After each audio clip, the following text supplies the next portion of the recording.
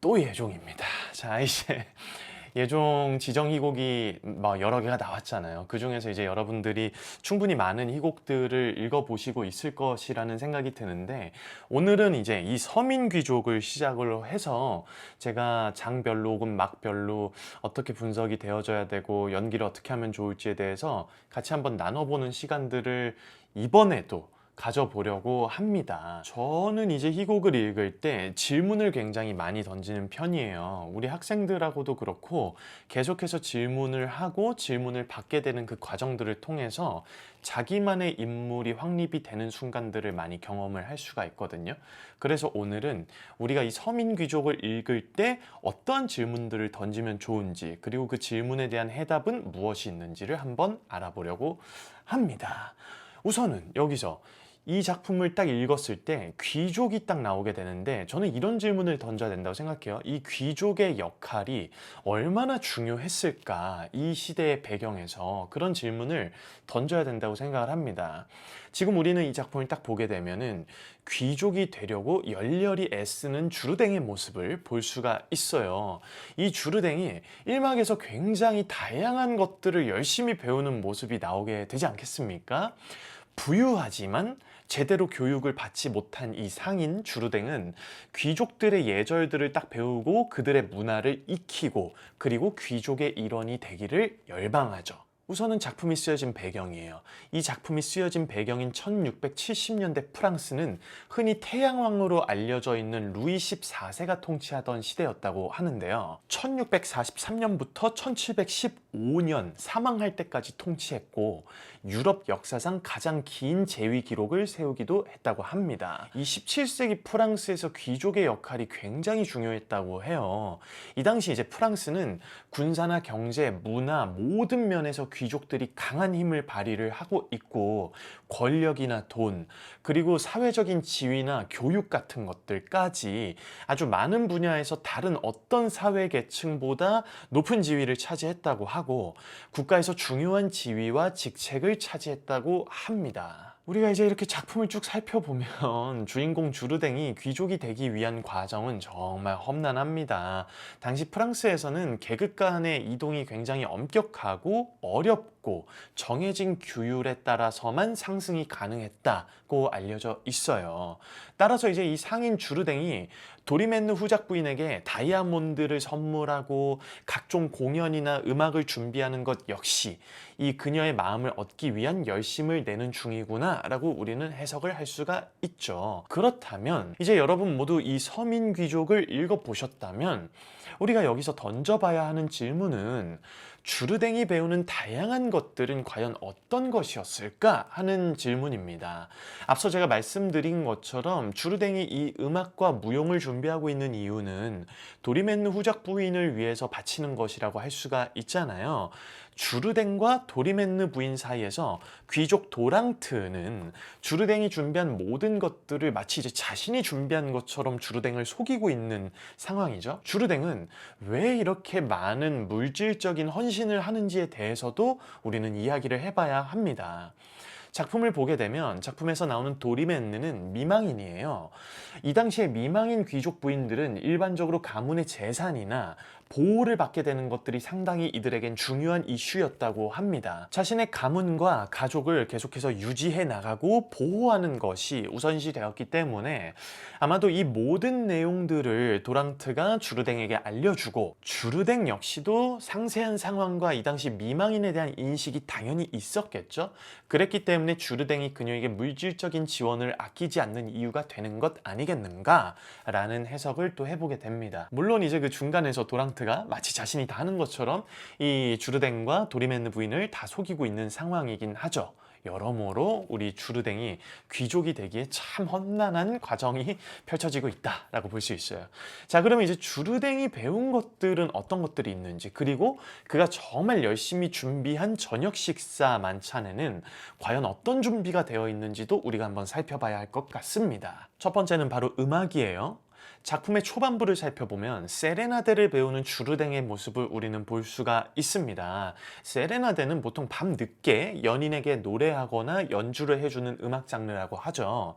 이탈리아에서 유행을 하는 음악 양식이긴 한데 17세기 프랑스에서 유행했던 것으로도 알려집니다. 그래서 작품 속에서 주르댕이 세레나데를 준비하는 모습을 우리는 볼 수가 있어요.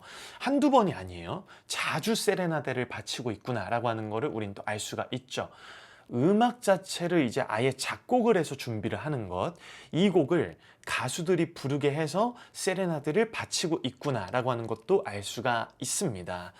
노래를 직접 자신이 부르는 세레나데가 아니라 세레나데를 돈으로 사는 거래를 하는 중이라는 것을 알 수가 있죠. 그리고 이 세레나데가 무엇인지 그 의미나 음악적인 지식에 대해서도 우리 주르댕은 조금씩 익혀나가는 중이라고 보여집니다. 이 세레나데를 배우는 과정에서 주르댕은 예술적인 감성을 기를 수도 있고 귀족 사회에서 필요한 지식들을 습득을 할 수 있는 거죠.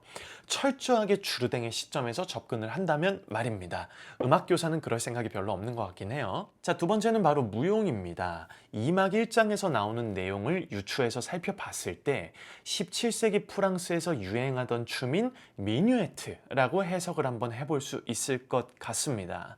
이 귀족들의 생활을 배우려고 노력하는 것을 감안할 때 귀족들이 즐겨 추는 춤 중 하나인 미뉴에트 그리고 라운드를 주르댕이 익히지 않았을까 하는 해석을 한번 해볼 수 있을 것 같아요. 도리맨느와의 저녁 식사가 성사가 된 상황이기 때문에 주르댕은 무용에서도 꽤나 만반의 준비를 한 것처럼 보여집니다. 미뉴엣을 준비하는 주르댕은 굉장히 꽤나 막 흥분되어 있는 모습을 보이기도 하죠. 이 17세기 프랑스 귀족 사회에서 유행하던 춤이었다고 하는데 이 미뉴에트는 소규모 그룹에서 춰지는 춤이고 남성과 여성 둘이서 짝을 지어서 춤을 춘다고 알려져 있습니다. 느린 리듬을 가지고 있고 우아한 동작들로 이루어져 있으며 두 사람 사이의 상호작용과 공손함이 중요한 요소가 되는 춤이라고 알려져 있습니다. 준비된 음악에 맞춰가지고 이제 주르댕이 이 미뉴엣을 누구와 추길 바랬겠습니까? 맞죠. 귀족들의 눈높이에 철저하게 맞춘 그의 노력이 엿보이는 장면이기도 합니다. 물론 무용 선생님에게 엄청나게 많은 지적을 받기도 하지만요. 자, 세 번째는 바로 검술입니다. 주르댕이 배운 검술은 어떤 것일지 우리가 알아봐야 하는데요. 프랑스는 중세 이후에 세계적으로 검술 문화가 가장 발전한 나라 중 하나라고 알려져 있어요.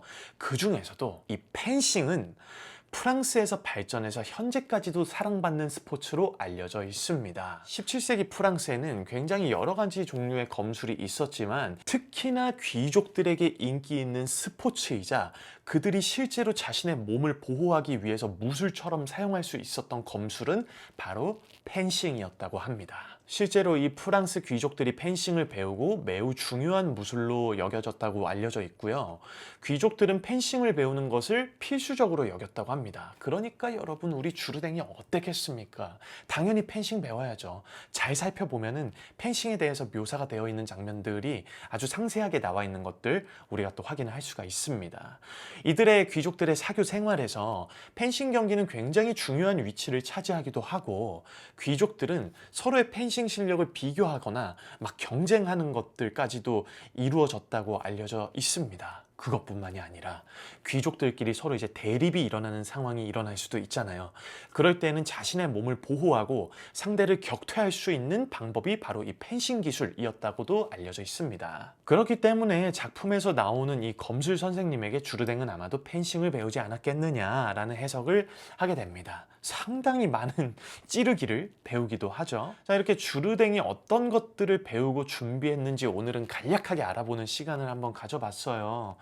이렇게 근데 해석을 하는 과정이 여러분들이 인물을 연기하실 때 반드시 필요하고 굉장히 중요한 요소를 차지하기도 합니다. 왜냐하면 여러분이 이렇게 연기하는 인물에 대해서 이 사람이 중요하게 생각하는 것이 무엇인지 그리고 특정 대사나 뭐 어떠한 것들을 내가 강조를 하기 위해서 그가 작품 속에서 현재 열심히 배우고 있는 노래나 세레나데, 그리고 무용, 뭐 미뉴에트 혹은 펜싱까지 집어넣어 가지고 대사를 조금 더 풍성하게 표현을 하는데 도움을 줄 수도 있거든요. 이런 디테일한 부분들에 있어서 해석을 거치고 인물에다 입혀놓고 자신만의 확신이 생긴 상태에서 무대에 오르게 되면은 떨리지 않는 캐릭터를 보여줄 수가 있습니다.